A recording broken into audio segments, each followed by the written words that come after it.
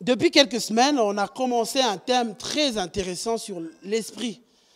Moi, j'aimerais vraiment vous dire que moi, je crois fermement qu'on est en train, l'Église est en train d'entrer dans des temps de la fin. Les temps de la fin, Jésus-Christ revient très bientôt et Dieu veut préparer son épouse, l'Église. Et comment est-ce qu'il prépare son épouse? C'est l'Esprit de Dieu qui vient préparer l'Église. C'est l'Esprit de Dieu qui prépare l'Église. Voilà pourquoi moi je crois qu'on a été vraiment conduit par l'Esprit pour parler de ce thème, l'Esprit de Dieu, parce que l'Esprit veut préparer l'Église que tu es. Sans l'Esprit, il est impossible que tu sois préparé. Et j'aimerais vraiment dire à chacun d'entre nous, tu as besoin de l'Esprit de Dieu. C'est ce que Jésus a dit avant de partir. Il a dit, il vous est avantageux que je m'en aille. Il faut que je parte, parce que si je n'en vais pas, l'Esprit ne viendra pas. Et quand l'Esprit vient, qu'est-ce qui s'est passé quand l'Esprit est venu? L'Esprit a emmené Dieu en nous. Dieu en nous. Et ça, Jésus ne pouvait pas le faire parce qu'il était sur terre. Il était en un endroit. Quand il était à un endroit, il n'était pas à un autre. Mais depuis que l'Esprit de Dieu est répandu, Jésus-Christ est partout. En Afrique, il y a des gens qui sont en train de le louer, de le célébrer. Jésus-Christ est en eux parce que l'Esprit de Dieu a été répandu. Et ce matin, moi, j'aimerais parler du Saint-Esprit, de l'ordinaire à l'extraordinaire. De l'ordinaire. Moi, j'aimerais vraiment vous dire que je suis fatigué de cette vie ordinaire. Je veux une vie extraordinaire. Et c'est la vie que l'Esprit emmène, la vie extraordinaire. Et on va continuer le passage que Zor avait lu la semaine passée dans Actes chapitre 19, à partir du verset 1. Pendant qu'Apollos était à Corinthe, Paul arriva à Éphèse après avoir traversé les autres provinces de l'Asie. Il rencontra quelques disciples. Il leur dit, avez-vous reçu le Saint-Esprit lorsque vous avez cru? Ils lui répondirent, nous n'avons même pas entendu parler d'un Esprit Saint. Et ici, vous savez, je m'arrête et je continuerai. Les chrétiens, ils se sont convertis. Ils ont accepté Jésus dans leur vie. Ils se réunissent, ils sont en petit nombre, ils se réunissent. Ils sont gentiment en train de se réunir, de prier. Et rien ne se passe. Ils sont juste là, comme beaucoup de chrétiens, comme beaucoup d'églises de foi, qui sont juste là, mais il n'y a plus de vie de l'esprit, il n'y a plus rien. Mais on est juste là, gentiment, en train de se réunir. Et c'est ce qui se passait, ces chrétiens gentils qui étaient là. Mais l'apôtre Paul arrive, il leur pose une question qui peut peut-être être dérangeante. Avez-vous entendu parler de l'esprit? Ils ont dit non, on n'a jamais entendu. Et ils étaient là, ils vivaient une vie ordinaire. Jusqu'à ce que Paul leur pose cette question. Et voici maintenant, l'extraordinaire arrive. Dans Actes chapitre 19, je continue, sur ces paroles, ils furent baptisés au nom du Seigneur Jésus. Lorsque Paul posa les mains sur eux, le Saint-Esprit vint sur eux. Ils se mirent à parler en langue, à prophétiser. Il y avait une douzaine d'hommes en tout. Ils étaient juste 12. Et quand l'Esprit maintenant est venu dans leur vie, Actes chapitre 19, la Bible dit, Dieu faisait des miracles extraordinaires par l'intermédiaire de Paul, au point qu'on appliquait sur les malades des linges, des mouchoirs qui avaient touché son corps. Des maladies, les maladies les quittaient et les esprits mauvais sortaient d'eux. Et plus loin encore, beaucoup de croyants venaient reconnaître publiquement ce qu'ils avaient fait. Avant l'Esprit de Dieu, il n'y avait aucun converti, il y avait juste 12 chrétiens. Et ça, des fois, les chrétiens aiment bien rester entre nous, on prie, il n'y a pas la vie de l'esprit. Mais quand l'esprit souffle, il y a quelque chose qui se passe autour de nous. Il y a beaucoup de gens qui viennent, mais beaucoup de croyants venaient reconnaître publiquement. Il y a des gens qui reconnaissent leurs péchés parce que l'esprit est à l'œuvre. L'esprit est en train d'agir. Des gens reconnaissent leurs péchés. Des gens veulent changer de vie. Et puis plus loin on dit, c'est ainsi que la parole du Seigneur se propageait et gagnait en puissance. Et moi j'annonce ce matin que Dieu veut qu'on vive l'extraordinaire par son esprit. Dieu veut que tu quittes ce groupe de chrétiens qui étaient 12 juste en train de se réunir entre eux, mais que tu entres dans la vie de l'esprit pour vivre l'extraordinaire. C'est ce que Dieu veut pour toi, c'est ce que Dieu veut pour moi. Et moi, je disais au Seigneur, mais Seigneur, comment vivre cet extraordinaire? Et j'aimerais parler de 2 points ce matin. Pour vivre, pour entrer dans cette vie d'extraordinaire, quitter ce qui est ancien. Décider de quitter ce qui est ancien, c'est mon premier point. Et mon deuxième point, entrer dans ce qui est nouveau. Premier point, quitter ce qui est ancien. La vie sans l'esprit, c'est l'ancienne relation qu'avait Israël avec Dieu. Une vie juste religieuse. Il n'y a rien, il n'y a pas de vie. Et quand Paul a parlé de l'esprit, ce qui est assez touchant de ces gens à qui on a parlé, ils n'ont pas discuté. Ils ont juste dit, nous n'avons jamais entendu parler. Et ils n'ont pas refusé. Ils ont décidé d'entrer dans ça. Et moi, je crois qu'il y a un temps nouveau qui arrive. Moi, j'aimerais vraiment dire à chacun d'entre nous, je crois fermement, quand je préparais ce message, vraiment ce qui montait dans mon corps, il y a un temps nouveau qui arrive. Il y a un temps nouveau qui arrive et Dieu veut que nous soyons préparés à ça. Il y a un temps de déversement que Dieu va déverser. Nous entrons dans les temps de la fin et Dieu va déverser son esprit. Mais pour ça, il faut qu'on apprenne à quitter ce qui est ancien. Pour qu'on reçoive ce que Dieu veut envoyer dans ce temps de la fin, il faut qu'on quitte ce qui est ancien. On va lire dans Matthieu chapitre 9, à partir du verset 16 à 17. C'est Jésus qui parle. Et voici ce qu'il dit, Jésus. Personne ne met une pièce de drap neuf à un vieil habit, car elle emporterait une partie de l'habit et la déchirure serait pire. On ne met pas non plus du vin nouveau dans des vieilles outres. Autrement, les outres se rompent, le vin se répand, les outres sont perdues, mais on met le vin nouveau dans des outres neuves et le vin et les outres se conservent. Le but est que quand Dieu donne ce qui vient de lui, il faut que ça soit conservé, il faut que ça soit gardé. Mais quand nous ne quittons pas ce qui est ancien, nous perdons ce que Dieu donne. Quand nous ne quittons pas ce qui est ancien, nous perdons ce que Dieu veut faire. Il nous faut quitter ce qui est ancien. Si vous ne quittez pas ce qui est ancien, vous ne pourrez pas accueillir ce que Dieu veut faire. C'est impossible. Moi, c'est ce qui monte vraiment dans mon cœur. Et je crois de plus en plus, je le crois même pour ma vie personnelle. Il y a des choses anciennes que je dois quitter. Une manière de faire les choses, une mentalité. Et ces jours-ci, vraiment cette semaine, Dieu m'a beaucoup parlé par rapport à ma vie. Des choses qu'il veut que je quitte. Des choses qu'il veut que je quitte. Et là, je ne parle pas seulement dans ma vie de tous les jours. Et Dieu il mettait le point sur certaines choses qui trouvent que je ne prends pas assez garde. Depuis des années, je ne change pas dans ce point-là. Et il me dit, écoute, là, tu dois apprendre. Si tu gardes les outres anciens, le vin va éclater, tu ne pourrais pas accueillir. Et ça, Dieu me parle de moi personnellement. Il me dit, je vous le dis, un exemple, dans certains points, je me suis rendu compte qu'il y a une certaine négligence en moi. Et Dieu, pendant cette semaine, me parlait, me disait, écoute, si tu ne changes pas dans ce point-là, tu ne pourras pas accueillir ce que je veux faire. Je veux que t'emmener à une autre dimension, mais il faut que tu changes. Et cette semaine, j'étais en pleurs. Je dis, Seigneur, pardonne-moi, pardonne-moi. Je veux changer. Il me disait, il faut. Et vous savez, des fois, je vais vous dire que des fois, quand Dieu te parle de manière personnelle, des fois, il peut être dur. Des fois, il peut être dur. Et moi, j'étais là. Il dit, si tu ne changes pas, tu ne verras pas. Parce que je veux t'emmener ailleurs. J'étais en train de crier, voici, il y a ça que je dois changer, à ça. Et Dieu me dit, non, si le vin nouveau que je veux envoyer, si tu gardes l'outre ancien, le vin ne pourra pas venir, ça va éclater. Et ce matin, je veux te dire, toi qui es ici dans l'église, change. Si tu ne changes pas, il est impossible que Dieu envoie ce qu'il veut envoyer dans ta vie. Et peut-être qu'il va envoyer, tu ne te percevras pas et tu le perdras. Voilà pourquoi dans Deutéronome chapitre 1, Dieu est venu s'adresser au peuple d'Israël. On le voit, la Bible dit dans Deutéronome chapitre 1 à partir du verset 6, l'Éternel notre Dieu nous a parlé à Horeb en disant, vous avez assez demeuré sur cette montagne. Tournez-vous et partez. Et j'aimerais dire à quelqu'un ici, tu as assez demeuré dans cette montagne. Vous savez, Horeb, c'était quoi? C'était l'endroit où Israël, sur cette montagne, ils ont vécu beaucoup de choses. Ils ont vécu beaucoup de choses à Horeb. Mais Dieu dit, et puis ils sont restés là. Mais le but de Dieu, ce n'était pas qu'ils restent à cet endroit. Et beaucoup de gens, ils restent dans des anciennes bénédictions, dans des anciennes choses. Dieu dit, non, écoute, quittez, tournez-vous et partez. Partez. Allez à la montagne des Amoréens et dans tout le voisinage, dans la plaine, sur la montagne, dans la vallée, dans le midi, sur le côte de la mer, au point des Cananéens, au Liban, jusqu'au grand fleuve, au fleuve d'Euphrate. Voyez, j'ai mis le pays devant vous.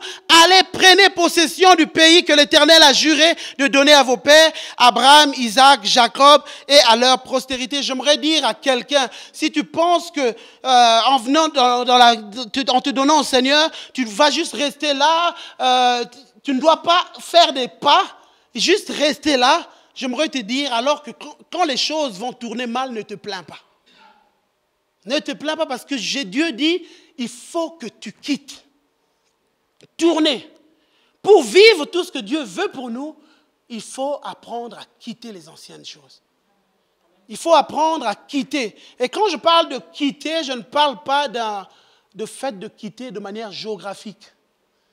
Je ne parle pas du fait de déménager comme Carlos a fait. L'autre fois, j'étais en train d'embêter un frère, je lui dis, écoute, Carlos est la dernière personne qui a déménagé dans cette église. Le prochain qui voudra déménager doit nous dire. Non, je dis ça pour rire.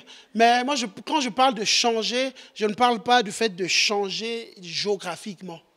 Je ne parle pas du fait de changer d'église, mais je parle du fait de changer vos mentalités. Vous changez vos pensées. Vous changez vos structures de pensée. Vous changez notre manière d'être. Et moi, je crois qu'une église qui avance, c'est l'église qui est constamment en train de quitter. De quitter une manière de faire les choses, de quitter tout en restant dans la parole, mais de quitter, parce que l'être humain aime toujours garder des choses anciennes. Et c'est ça que Dieu est en train de reprocher à Israël. Horeb, c'est un bel endroit, c'est un endroit où ils ont été bénis, c'est un endroit où ils ont entendu Dieu. Horeb, c'était un bel endroit, mais ce n'est pas là que Dieu voulait qu'ils restent. Et Dieu te dit, ce que tu as vécu, c'est bien, mais je veux que tu avances. Je veux que tu avances. Et je veux envoyer un vent nouveau, mais il faut que tu apprennes à quitter. Quitte la vie ordinaire. Quitte la vie non remplie de l'esprit. Quitte la vie de routine. Quitte ces choses. Quitte cette vie où tu ne grandis jamais. Des années en années, tu restes au même endroit. Quitte cet endroit. Quitte cet endroit où tu viens à l'église juste le dimanche et ta vie n'évolue pas. Quitte cet endroit. Moi, vraiment, mes frères, je vous en supplie. Apprenons à voir nos vies vraiment comme nous sommes. N'ayons pas une fausse opinion de nous-mêmes. N'ayons pas une fausse opinion de nous-mêmes. Apprenons à nous voir vraiment tels que nous sommes. Et je crois que c'est ça qui nous aidera à quitter. C'est ça qui nous aidera à quitter, à voir des choses. Moi, vous savez, je vais vous dire vraiment sincèrement, je ne me fais pas je ne me fais pas des illusions sur moi-même. Je ne me fais pas des illusions sur moi-même. Quand Dieu me dit, écoute, ça, tu dois arrêter, je pleure, je dis, Seigneur, je veux arrêter, je veux changer. Je veux changer. Peu importe que je prêche ici, peu importe, quand Dieu trouve qu'il y a des choses qui ne vont pas dans ma vie, je le reconnais et je change parce que je veux que ma vie avance et je veux que le jour où le Seigneur reviendra, qu'il me dise, viens dans la joie de ton maître, je veux être reconnu, je veux que ma vie croisse, je veux grandir. Et je te dis, mon frère, je te dis, ma soeur, tu dois apprendre à voir ta vie telle que tu es. Ne vois pas toujours la faute auprès des autres. Toi, quitte. Quitte cet endroit où tu ne vois que c'est la faute toujours des autres. Quitte cet endroit où c'est toujours les autres, ça ne va pas. Quitte cet endroit, regarde à toi et quitte cet endroit. Et alors que tu quittes cet endroit, tu vas voir, tu vas entrer dans ce que Dieu est en train de préparer. Il faut que tu quittes. Vous savez, la semaine passée, moi je priais, le Seigneur me montrait deux fois, il y a des endroits que l'ennemi nous emmène, un endroit de culpabilité où parce qu'on a fait des erreurs, on n'arrive plus à avancer et ça nous fait perdre l'assurance. Et le Seigneur me disait, cet endroit aussi, on doit apprendre à quitter. Des endroits de culpabilité, parce qu'on a fait des erreurs, parce qu'on a fait certaines choses pas comme il fallait qu'on le fasse. Et puis on reste là dans la culpabilité. Dieu dit non, il faut que là aussi que tu apprennes à quitter. Et je regardais dans la Bible, dans Zacharie chapitre 3, c'était vraiment intéressant, ça m'a vraiment interpellé. Zacharie chapitre 3 à partir du verset 1. Il m'a fait voir le grand prêtre Josué debout devant l'ange de l'Éternel et Satan qui se tenait à sa droite pour l'accuser. L'Éternel dit à Satan, que l'Éternel te réduise au silence, Satan, que l'Éternel te réduise au silence, lui qui a choisi Jérusalem, celui si n'est-il pas un bout de bois arraché au feu? Or, Josué portait des habits sales et se tenait debout devant l'ange. L'ange a pris la parole, a dit à ceux qui se tenaient devant lui, enlevez-lui les habits sales. Puis il a dit à Josué, regarde, je t'enlève ta faute, je te mets des habits de fête. Vous savez, j'étais en train de lire ça, Dieu me disait, écoute Christian, ça n'a rien à voir avec toi, ça n'a rien à voir avec ce que tu fais, tout dépend de ce que Jésus a fait pour toi. Tu peux te présenter dans ma présence, ça n'a rien à voir avec ce que tu fais, ça n'a rien à voir. C'est ce que moi je fais. Alors quand tu te présentes dans la présence de Dieu, l'ennemi est là en train de vouloir t'accuser. Regarde Christian, il est comme ça, il est ceci, il a parlé comme ça, il a fait ceci. Il ne mérite pas, mais je sais que je ne mérite pas. Ça n'a rien à voir avec moi, c'est Jésus. C'est à voir avec Jésus. Et j'aimerais dire à quelqu'un, quitte cet endroit de culpabilité où l'ennemi veut que tu restes dans la culpabilité. Et vous savez, la culpabilité, le but, c'est de te faire perdre l'assurance. La culpabilité te fait perdre l'assurance. Et voilà pourquoi, pour revenir encore à ce que je disais avant, voilà pourquoi quand moi j'adore, je suis content. Je suis dans la joie parce que je me dis, oh non Seigneur, ça n'a rien à voir avec moi, ça n'a rien à voir avec ce que je fais, c'est Jésus, c'est lui. Si n'eût été lui, si j'étais perdu, et là tu réalises, ça te donne la joie, tu te réjouis, et je peux me présenter dans la présence de Dieu. Et j'aime parce que l'ange est venu, il a dit, allez prends les habits de fête, allez prends-les, Dieu ce matin veut te donner des habits de fête. Quitte les habits de deuil, quitte les habits sales, prends les habits de fête, quitte cet endroit de culpabilité, quitte cet endroit d'incrédulité. Un endroit d'incrédulité qui te paralyse. Quitte cet endroit d'incrédulité où l'incrédulité est entrée. Vous savez, dans la Bible, on voit un moment, un prophète, il s'appelle Habakkuk, au chapitre 2, il dit ceci, j'étais à mon poste, je me tenais à la tour, je veillais pour voir ce que l'Éternel me dirait et ce que je répliquerais après ma plainte. Vous savez, Habakkuk, il dit j'étais à mon poste, ça veut dire je suis resté. Je n'ai pas abandonné, je suis resté à l'église, je suis resté fidèle à l'église, je n'ai pas été rétrograde. Mais quand on voit, il dit, et puis j'attendais que le Seigneur dise et moi, je sais que je vais répliquer. Vous savez, des fois, je ne sais pas si ça vous est déjà arrivé de parler à quelqu'un, vous lui parlez et vous vous rendez compte que la personne ne vous entend pas. La personne attend juste que tu finisses de dire ce que tu es en train de dire pour qu'elle dise ce qu'elle aussi elle a à dire. Et c'est ça que Habakkuk vit. Il dit, j'attendais que le Seigneur me parle pour que moi je réplique. Donc ça veut dire, peu importe ce que le Seigneur m'aurait dit, moi j'ai des choses à dire, mes plaintes. J'ai des plaintes à dire, je dois me plaindre de ceci, ça ne va pas dans ma vie. Et donc Habakkuk, fidèle, il est resté à son poste, mais l'incrédulité est entrée, il ne croit même plus à ce que le Seigneur dit, lui il sait qu'il a des plaintes. Et il y a des gens, c'est comme ça, je reste à l'église, je continue à venir à l'église, mais je sais que j'ai des plaintes, il y a ceci qui ne va pas, et peu importe, le Seigneur veut te dire quelque chose, non, je n'entendrai même pas ce que le Seigneur a dit, qu'il finisse de parler, moi aussi j'ai des plaintes. Et c'est ça. Et le Seigneur te dit, quitte cet endroit. Quitte cet endroit, quitte cet endroit. Quitte cet endroit où l'incrédulité est entrée et ça te paralyse. Tu es devenu incapable d'entendre Dieu. Tu es devenu incapable de laisser Dieu œuvrer dans ta vie. Et il y a des gens ici à l'église, tu es devenu incapable de laisser Dieu œuvrer dans ton cœur parce que l'incrédulité est entrée. Quitte cet endroit. Quitte cette mentalité étriquée. Cette mentalité étriquée où c'est incapable que Dieu te donne plus. Parce que toi, tu ne vois que... Dernièrement, j'ai entendu l'histoire des pêcheurs, en fait, en Argentine. En fait, les pêcheurs étaient allés, ils étaient en groupe, ils étaient en train de pêcher. Et puis, les autres n'arrivaient pas à attraper de poissons. Mais il y a un qui a attrapé de poissons. Et puis, on voyait, il attrapait le poisson montait, il regardait le poisson, et puis il jetait. Il a fait ça plusieurs fois. Il attrape un poisson, il regarde et puis il jette. Les autres n'attrapaient pas de poisson. Ils se disent, mais pourquoi? Et puis à un moment, il lui demande, mais on te voit chaque fois tu attrapes un poisson. Nous, on n'en attrape pas. Mais toi, tu en attrapes. Et dès que tu attrapes, tu regardes et puis tu jettes. Mais qu'est-ce qui se passe? Et puis le pêcheur leur répond, mais en fait, quand je regardais les poissons, ils sont trop grands par rapport à ma poêle. Ma poêle est trop petite.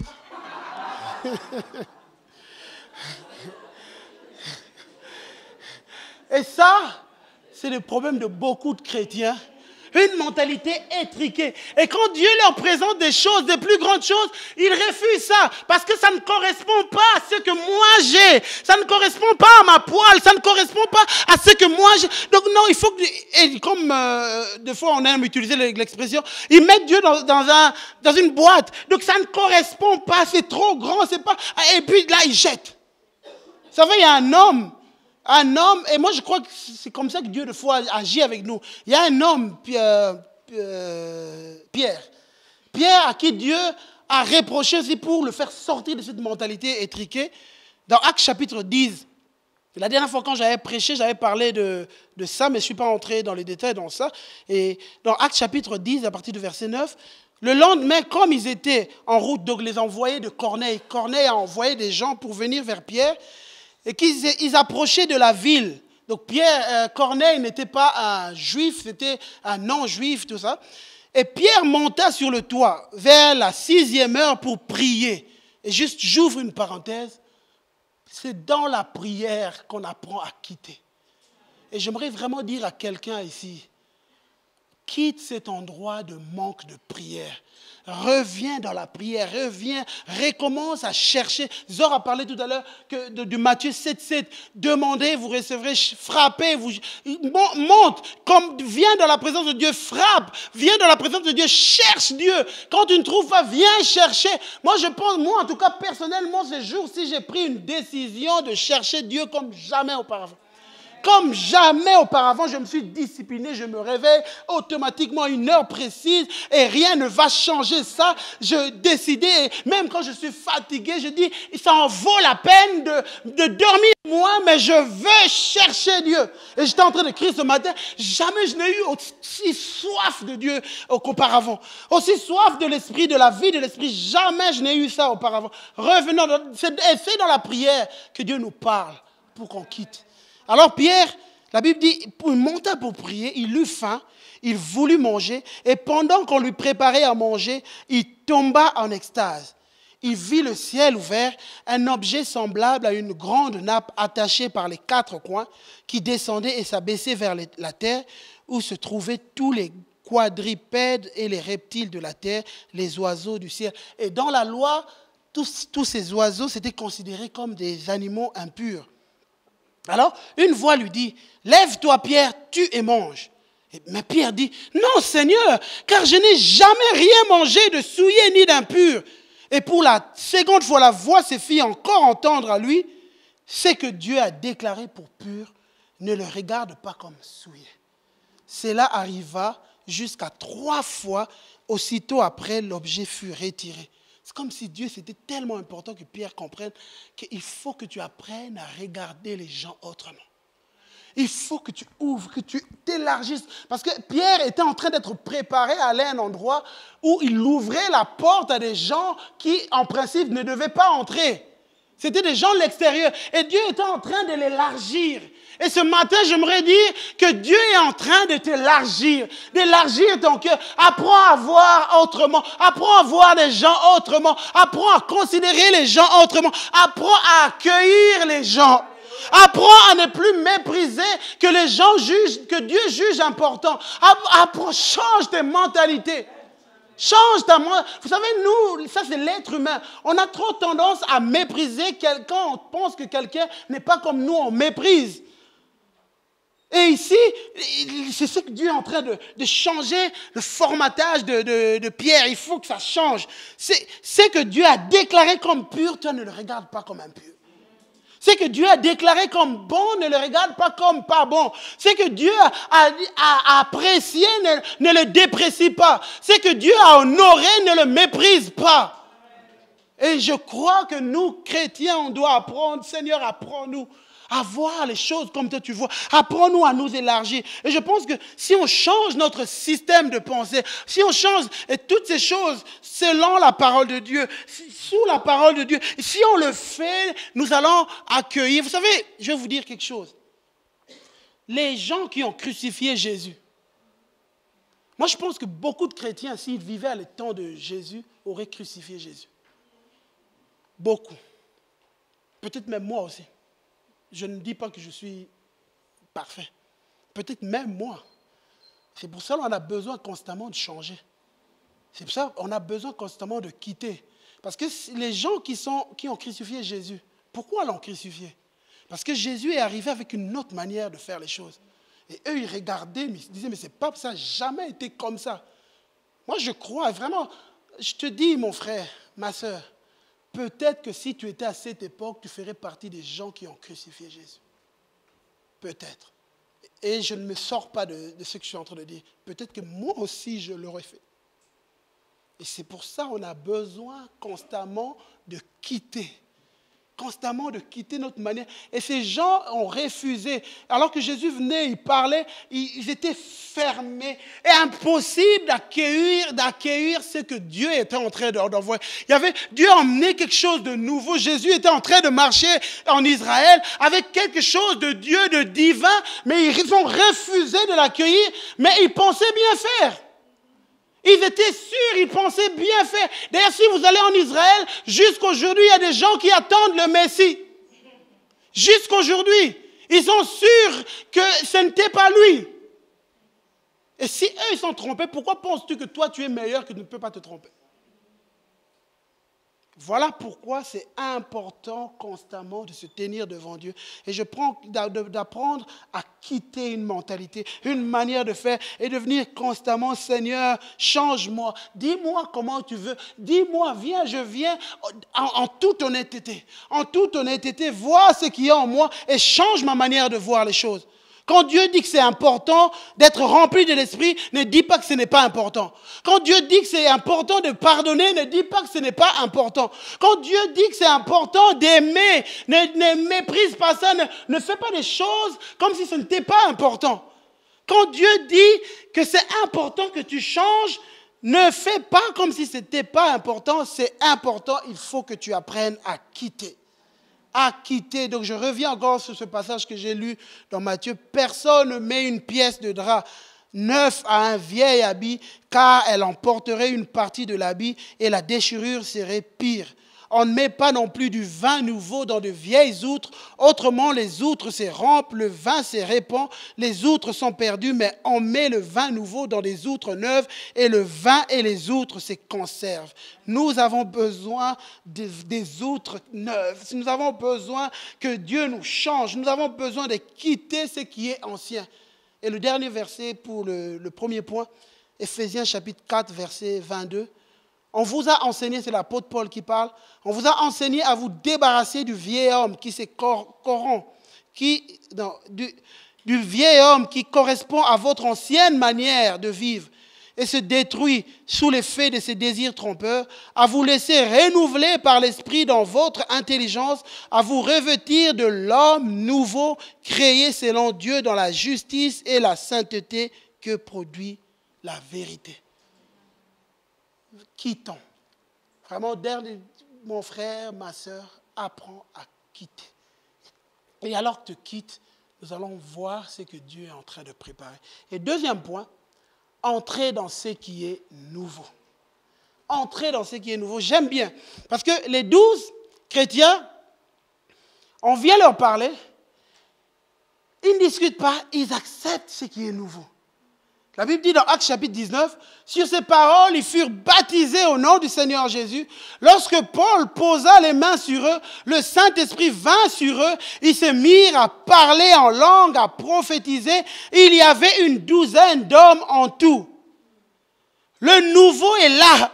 Dieu se déverse sur eux.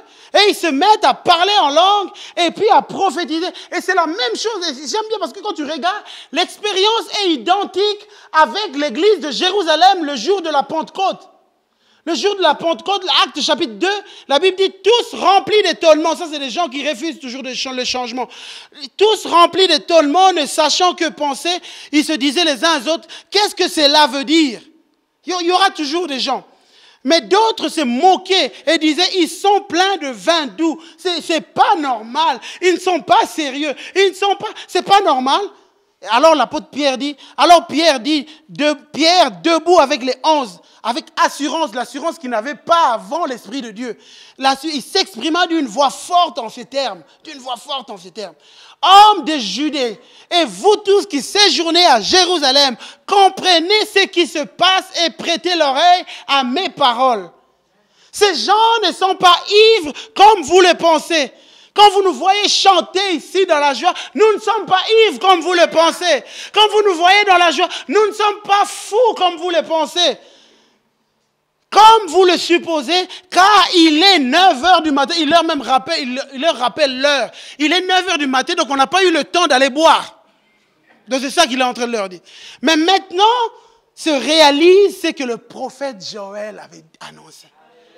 C'est la parole de Dieu qui est en train de se réaliser. Écoutez la parole. Dans les derniers jours, dit Dieu, je déverserai de mon esprit sur tout être humain. Vos fils et vos filles prophétiseront. Vos jeunes gens auront des visions et vos vieillards auront des rêves. Et c'est ce que nous voulons dans cette église, que les jeunes gens prophétisent, que nos fils et nos filles prophétisent, parlent de la part de Dieu et que les personnes âgées aient des songes, qu'ils viennent nous le dire, qu'il y ait de la communication de l'esprit dans cette église. Et puis l'apôtre Pierre continue, oui, sur mes serviteurs, sur mes servantes, durant ces jours, je déverserai de mon esprit et ils prophétiseront. Je ferai des prodiges en haut dans le ciel, des signes miraculeux sur la terre. Et c'est ce qui s'est passé à Éphèse. Alors moi, vous savez, j'étais en train de lire, je me disais, mais pourquoi, quand le Saint-Esprit vient, dès qu'il vient, quand vous regardez dans la Bible, à plusieurs reprises, ils disent, il fut rempli de l'esprit, il parlait en langue, il prophétisait. Et je disais, Seigneur, mais pourquoi quand tu viens, automatiquement, les gens parlent en langue et puis les gens prophétisent? Pourquoi quand le Saint... Vous savez, les jeudis, on est en train d'aborder un thème, le fait d'aspirer au don de l'esprit. Tous les jeudis, donc là j'ouvre une parenthèse, venez les jeudis, on passe des bons moments dans la présence de Dieu. Et on a parlé des différents dons, qu'il y en avait 9. Et les 9 dons de l'esprit sont regroupés en 3 groupes. Il y a les dons vocaux, c'est des dons de parole. Et il y a les dons de révélation, c'est des dons en fait, qui révèlent les choses cachées. Et puis il y a les dons de puissance où on voit des miracles. Mais quand on lit dans la Bible, on voit à chaque fois que l'esprit est répandu, ce qui se manifeste en premier, c'est les dons vocaux, les dons qui parlent. Et je demandais au Seigneur, mais pourquoi? Et vous savez ce que Dieu m'a dit? Dieu m'a dit, parce que quand je crée les choses, je parle. Parce que quand je veux créer, je parle. Et quand je parle, la chose se crée. On voit dans la Bible, dans Genèse, la Bible dit, la terre était informe et vide. L'Esprit de Dieu s'est mouvé au-dessus des eaux. Et puis, qu'est-ce qui s'est passé? Dieu a parlé. Et quand Dieu a parlé, la Bible dit, Dieu a dit que la lumière soit et la lumière fut. Pour créer, Dieu me disait, quand je crée les choses par ma parole. Et alors, qu'est-ce qui se passe? Quand l'esprit est répandu, quand vous entrez dans les choses nouvelles, quand l'esprit est répandu, les gens se mettent à parler en langue, les gens prophétisent. Qu'est-ce qui se passe? Dieu est en train de créer au travers de vous. Il est en train de créer une autre atmosphère. Il est en train de créer l'atmosphère de l'esprit. Il y a un homme qui est baptisé dans l'esprit, il se met à parler en langue. Il parle des langues. La Bible dit il parle les langages de Dieu. Et ensuite, il y a des prophéties. C'est des gens qui sont en train de créer les choses par leurs paroles.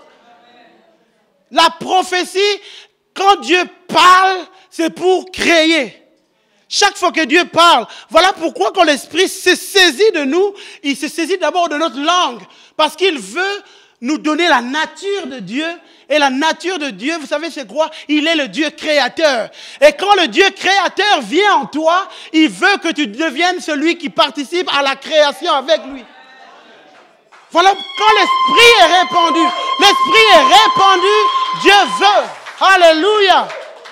Alléluia. Dieu veut. Et vous savez, j'étais en train de lire ça, je sautais à la maison. Je dis, waouh, ma famille ne sera plus la même. Vous savez, nous tous, on a des défis dans nos familles, on voit des choses. Et moi, quand je me disais, non, c'est fini, ma famille ne sera plus la même parce que je vais créer des choses que je veux. Je vais venir dans la présence de Dieu. Je vais prier parce que Dieu veut participer avec moi dans la création. Voilà pourquoi il communique ça. Mon frère, ma soeur, je veux te dire, quand Dieu dit, mes fils et mes filles prophétiseront, parce qu'il veut que tu crées des choses dans ta famille, il veut que tu crées des choses dans l'église. Il a dit sur mes servantes, quand nous prophétisons, c'est pour que Dieu parle. Et quand Dieu parle, c'est pour créer. Quand Dieu parle à celui qui vit dans le péché. Quelqu'un qui vit dans le péché, il entre dans l'église, et puis la parole est adressée, Dieu parle. Qu'est-ce qui se passe? Dieu crée le désir de la sainteté dans le cœur de la personne. La personne était loin, elle vient loin de l'église. Elle vient dans l'église, elle s'en foutait avant des choses de Dieu, elle vivait dans le péché, elle entre dans l'église, elle entend la parole de Dieu, et puis vous voyez la personne commence à pleurer. Vous savez qu'est-ce qui s'est passé? La parole a été annoncée, il y a quelque chose qui s'est créé. Dieu a créé quelque chose. Quand Dieu parle à quelqu'un qui a des problèmes, qui est abattu, qu'est-ce qui se passe? Dieu crée l'espoir. Il n'y avait pas quelqu'un qui vivait dans les problèmes, tu ne sais pas où aller, et puis tu entends la parole, tout d'un coup, vous voyez la personne est contente. Qu'est-ce qui s'est passé? Dieu a créé quelque chose de nouveau par sa parole. Voilà pourquoi tous les dimanches, une église, tous les dimanches, il y a des prédicateurs. Le but, c'est que les prédicateurs soient inspirés et que quand ils parlent, que des choses se créent dans la vie des gens. Que des choses se créent. Et quand Dieu parle à l'église de la vie extraordinaire, c'est pour créer l'extraordinaire dans la vie des gens. Il parle et il crée ce qui est nouveau. C'est ça qu'il dit dans Ésaïe chapitre 55, verset 11. Ainsi en est-il de ma parole qui sort de ma bouche. Elle ne retourne point à moi sans effet, sans avoir exécuté ma volonté et accompli. Il y a des choses, accompli mes desseins. Il y a des choses que Dieu veut. Et quand il parle, ça se crée. Et j'aime parce que moi, ça me fait plaisir parce que Dieu me fait comprendre que je veux que tu participes. Chez chaque chrétien, il y a des gens, vous savez, je vais vous dire quelque chose. Il y a des choses pour lesquelles vous avez prié. Vous avez prié, vous avez Seigneur fait ceci, Seigneur fait ceci, Seigneur fait ceci. Et Dieu a déjà répondu. Maintenant, c'est votre part. Votre part, c'est de commencer à déclarer les choses, à commencer à créer ces choses par la parole. À commencer à créer. Et voilà pourquoi c'est important d'être rempli de l'esprit. C'est important. Parce que quand vous êtes rempli de l'esprit, vous savez ce qui se passe? Quand vous venez, les moments qu'on a eu tout à l'heure d'adoration, de louange, vous savez qu'est-ce qui se passe dans ces moments d'adoration, de louange? Ce n'est pas juste un karaoké pour remplir le temps. Qu'est-ce qui se passe quand on est là dans l'adoration? Voilà pourquoi c'est important de venir attendre, de participer à l'adoration. Qu'est-ce qui se passe? On est en train d'adorer, qu'est-ce qui se passe? Dieu, il y a un téléchargement qui est en train de se faire. Vous êtes dans la présence de Dieu. Dieu télécharge des choses dans votre vie. Et à un moment, il y a des choses qui commencent à sortir de votre bouche. Vous êtes en train de créer ce que Dieu veut faire dans votre vie. C'est important. Voilà pourquoi dans Actes chapitre 2, je reviens dans Actes chapitre 2, l'apôtre Paul a dit, quand Pierre a commencé à parler aux gens, il a dit, sur mes serviteurs, sur mes servantes, durant ces jours, je déverserai de mon esprit et ils prophétiseront. Vous savez, quand vous lisez ce passage, Jésus dit, l'apôtre Paul dit, Joël a annoncé que dans ces temps, mes servantes, mes serviteurs prophétiseront. Et puis on voit la suite. Dieu me l'a dit, je ferai des prodiges en haut dans le ciel, des signes miraculeux en bas sur la terre. Vous savez qu'est-ce qui s'est passé? Quand les serviteurs ont commencé à prophétiser, il y a des choses qui ont été créées. Maintenant, Dieu dit, je ferai des prodiges en haut dans le ciel et des signes. Et waouh, quand je lisais, je me disais, waouh, c'est magnifique. Les miracles sont précédés avant, en fait, les dons de l'esprit. Quand je parlais tout à l'heure des dons, des miracles et tout ça, mais ces choses sont précédées par des paroles prophétiques avant. Parce que les paroles prophétiques créent, changent l'atmosphère. Change l'atmosphère. Tu peux emmener ton mari à se convertir. Tu peux emmener tes enfants à changer. Tu peux emmener ta famille à changer par les paroles de ta bouche. Chaque matin, tu te réveilles, tu pries, tu vas dans la présence de Dieu. Et puis, à un moment, tu commences à déclarer des choses dans ta famille. Et jour après jour, tu vas voir des gens changer. Des gens, tu crées. Et c'est ça qui s'est passé dans Actes chapitre 9. La Bible dit, à ces paroles, ils furent baptisés. Lorsque Paul les a imposé les mains, ils se sont mis à parler en langue et à prophétiser. Et puis on voit des versets plus loin. Dieu faisait des miracles extraordinaires par l'intermédiaire de Paul, au point qu'on appliquait des malades, des linges ou des mouchoirs qui avaient touché son corps, les maladies quittaient et les esprits mauvais sortaient. Beaucoup de croyants venaient reconnaître publiquement ce qu'ils avaient fait. Il y a des choses qui étaient en train de se passer. Pourquoi? Parce que Dieu a mis des paroles dans les gens. Et ce matin, je veux te dire que Dieu veut mettre ses paroles dans ta bouche pour que tu commences à créer des choses. Il y a un exemple d'un homme, Ézéchiel, le prophète de Dieu. Dans Ézéchiel chapitre 37, à partir du verset 1, la Bible dit « La main de l'Éternel fut sur moi. Et l'Éternel me transporta en esprit et me déposa dans le milieu d'une vallée remplie d'ossements. Il me fit passer auprès d'eux tout autour. Et voici, ils étaient fort nombreux à la surface de la vallée. Ils étaient complètement secs. Et puis, il me dit, « Fils de l'homme, ces eaux pourront-ils revivre ?» Je répondis, « Seigneur éternel, tu le sais. » Il me dit, « Prophétise sur ces eaux. Dis-leur, ossements desséchés, écoutez la parole de Dieu. » Waouh! Alors, il y a des gens, vous vivez en face de vous, il y a des ossements desséchés. Votre situation, votre vie, il y a des situations d'ossements desséchés. Le Seigneur vous emmène à cet endroit. Regarde les ossements desséchés. Et alors Dieu, moi j'aime bien parce que Dieu demande au prophète, fils de l'homme, qu'est-ce que tu penses qu'il va se passer? Et le gars, lui, il ne fait pas semblant de dire, je crois que ça va... Non. Et là, il parle avec sincérité parce que quand il a vu les ossements, il s'est dit, waouh, c'est compliqué cette affaire. Dieu, toi-même, tu sais. Dieu, toi-même, tu sais, c'est compliqué. Et peut-être vous vous retrouvez dans des situations, si vous regardez, waouh, c'est compliqué. Est-ce que ça peut changer? C'est compliqué. Dieu, toi-même, tu sais. Et à ce moment-là, Dieu dit, voilà, écoute, fils de l'homme, prophétise, voici ce que tu vas dire aux ossements. Et ce matin, Dieu te dit, face à tes ossements, il y a des situations dans ta vie qui sont des ossements desséchés. Dieu te va, Dieu seul sait ce qui va se passer. Entre dans la présence de Dieu. Mets-toi, reçois ce qui vient de Dieu et ensuite parle à ces situations. Parle à ces situations, ça changera. Parle, mets-toi à parler. Mets-toi, commence à parler. Vous savez, quand le prophète s'est mis à parler, les choses ne sont pas changées directement comme ça. Il a commencé à entendre du bruit. Il y a des choses qui ont commencé à se passer. Et c'est ce qui va se passer quand vous allez commencer à déclarer. Il y aura des bruits. Il y aura des choses qui vont commencer à se passer. Pas automatiquement ce que vous voulez, mais il y a des choses qui vont commencer à se passer. Il y a des femmes dont les maris vont commencer à venir demander, mais tu vas où? Mais en fait, mais il ne viendra pas directement à l'église, mais il y aura des bruits. Il y aura des bruits. Il y aura des bruits, des changements. Mais à l'instant, ne vous inquiétez pas, ne soyez pas naïfs, ça ne viendra pas, peut-être pas tout de suite, mais continuez à parler. Continuez à parler. Et puis peut-être demain, il viendra un peu fâché, l'ennemi va l'utiliser pour vous arrêter à parler. Continuez à parler. Continuez. Et alors que vous allez le faire, vous allez voir, les choses vont commencer à changer. Les choses vont commencer à changer. Les choses vont commencer à se mettre en place. Vous venez juste dans la présence de Dieu et laissez-vous charger par Dieu. Laissez-vous charger par Dieu. On va prendre, ce matin, voici mon programme pour prier. Alors que les musiciens vont se rapprocher, moi, mon programme est qu'on va venir dans la présence de Dieu. Tu vas apprendre à quitter les choses anciennes. Tu vas apprendre à quitter les choses anciennes. Quitte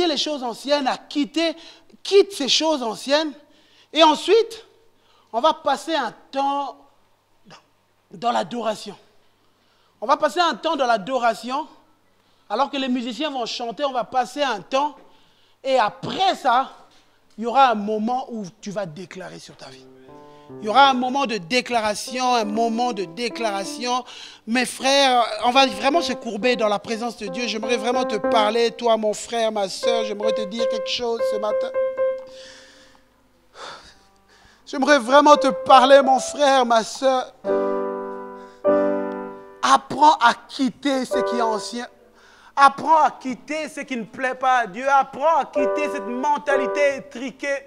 Apprends à quitter ce manque d'amour. Apprends à quitter ce manque de pardon. Apprends à quitter ce matin. Apprends. Dieu veut que tu quittes ce qui est ancien.